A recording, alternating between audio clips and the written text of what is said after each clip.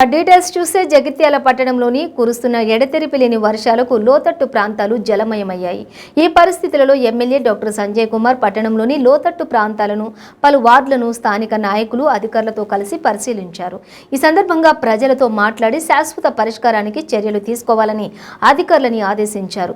MLA వెంట municipal chairman గోలి Srinivas, commissioner doctor Naresh, DE Rajeshwar, కౌన్సిలర్లు, అధికారులు, నాయకులు తదితరులు ఉన్నారు. కాకా కాకా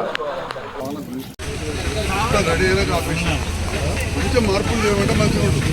క్యాన్సిల్ చేయించాలి అదే కూడా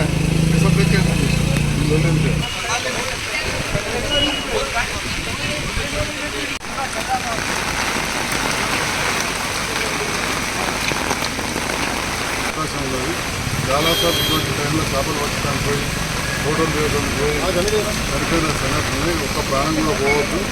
గోదావరి తీర ప్రాంతాల వాళ్ళకు కూడా చెప్పడం జరిగింది. కాబట్టి ఈ జగిత్యాల చుట్టుపక్కల ప్రాంతాల వాసులకు నేను మీడియా ద్వారా విజ్ఞప్తి చేస్తున్నా. దాంతోపాటుగా వివిధ గ్రామాలలో పెంపెట్ల, అర్పపల్లి, అనంతారం, ఈ చుట్టుపక్కల చాలా గ్రామాల్లో ఈ హనుమాజిపేట ఒర్రెలన్నీ కూడా మారుతున్నాయి.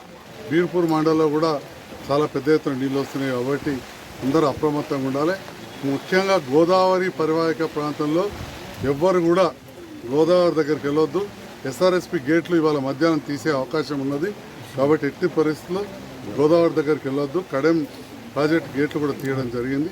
మరి ఎక్కడెక్కడైతే కొంత లోతట్టు ప్రాంతాలు ఉన్నాయో అక్కడి నుంచి ప్రజలను కూడా మార్చడం. ఇవాళ ఉదాహరణకు జంబిగద్దె ప్రాంతంలో ఆ జంజం మస్జిద్ దగ్గర చాలా ఇళ్లకు నీళ్లు పోతే వంట చేసుకునే పరిస్థితి లేకుండే వాళ్ళందరినీ కూడా పక్కకు మార్చి వాళ్ళందరికీ భోజనాలు కూడా ఏర్పాటు చేసాం. అదేవిధంగా ఎస్సీ వెల్ఫేర్ హాస్టల్లో కూడా ఇబ్బంది ఉన్నదంటే తహసీల్దార్ గారు, ఆర్డీఓ గారు వెళ్ళాం. నేను కూడా వెళ్ళొస్తా. అక్కడ పిల్లల్ని కూడా అన్ని చోట్ల బాగా చూసుకుంటున్నాం.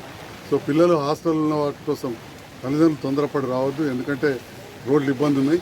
హాస్టళ్లలో హాస్టల్ సిబ్బంది వాళ్ళందరూ కూడా బాగా చూసుకుంటున్నారు. ఎందుకు చెప్తున్నా అంటే ఇంతకుముందు మైనార్టీ గురుకుల పాఠశాల నుంచి కొంతమంది తల్లిదండ్రులు మా పిల్లలు అక్కడనరట తీసుకుపోతా ఉన్నారు. మోతేబాగా అడ్డం ఉన్నది, పోవద్దు. అట్లనే అక్కడ ప్రైవేటు స్కూల్ గురించి కూడా నేను పోతే తల్లిదండ్రులు వచ్చిండ్రు. అక్కడ ఎట్టి పరిస్థితుల్లో కూడా అట్లాంటి సాహసోపేతాలు చేయొద్దు. ఓసారి మనం పోయేటప్పుడు తక్కువ మధ్యలోకి వచ్చేసరికి పెరిగే అవకాశం ఉంటుంది. కాబట్టి జాగ్రత్తగా ఉండాలి. ప్రభుత్వం ఏదైతే ఎక్కడెక్కడైతే తాళ్ళు కట్టిందో వెళ్ళొద్దన్నదో దాన్ని తప్పకుండా పాటించాల్సి ప్రభుత్వ అధికారులకు సహకరించాల్సిందిగా కోరుతున్నాను.